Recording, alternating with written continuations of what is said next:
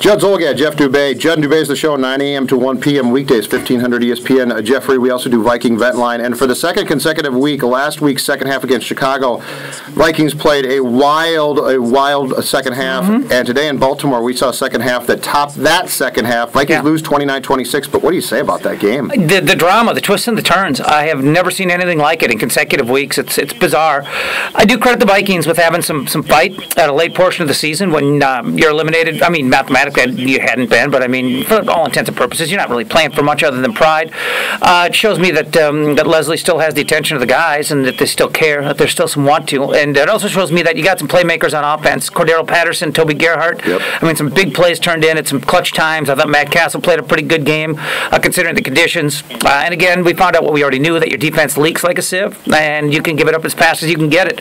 But to me, Judd, in some ways, you had the best of all worlds today. I mean, you saw the fight, you saw the want to, you saw some compete from your team, you saw some ability to make plays, and you still didn't wind up winning a game that's going to hurt your draft pick. Officiating is going to be a big storyline from this game. The Vikings post-game, evidently in Baltimore, very unhappy. There was a terrible call, by the way, early in the game when Gerhart fumbled. He was clearly down. They reviewed it and still didn't get the call right. However, at this point in a season, to actually focus on officiating to me seems sort of short-sighted because at this point, who really cares? Exactly. You mentioned what I thought was the key, which was the 3 first-round picks, though. Cordell Patterson, why he wasn't playing before is now beyond me. This kid is beyond talented. Yes, he is. Xavier Rhodes got hurt today, but he once again showed that he definitely belongs in this league. And Sharif Floyd, we're finally getting more of a look at him, and he looks good. And they need these 3 first-round picks to pan out, and they're looking good. Short arms. Too short of arms. Short arms. No, but in all honesty, the 3 first-round picks all look fantastic. And Cordero Patterson is an electric offensive talent. I mean, he is so fast, and he's got such a feel for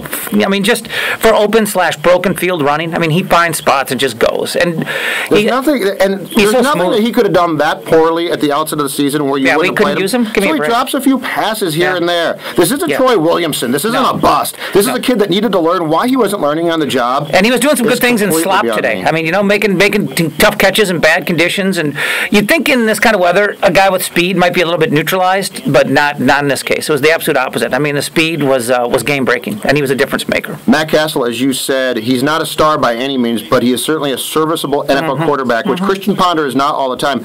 Christian Ponder, let's say he's recovered from a concussion. You got Philadelphia coming to the Metrodome next week. I got to be honest, Jeff, I don't trust the Vikings not to start Ponder. Although I think we've seen enough from Castle now that I don't know how you go into that locker room and tell Castle and his teammates on offense that we're starting Ponder. Right. So common sense says you start Castle, but common sense has not always been applied at Winter Park this agree. season. I mean, there's no doubt that Matt Castle gives you your best chance to win. If you want your best chance to win next week, you start Matt Castle. And again, I don't necessarily blame the Vikings for not operating on that premise, though, because how important is that you win this game? I mean, I guess you could also argue how important is it to get another look at Ponder. It still seems to be... I've seen enough. Well, maybe they haven't. I've seen enough from Chris Cook, too. Yeah, but maybe they want to see guys. more. They might want to see more.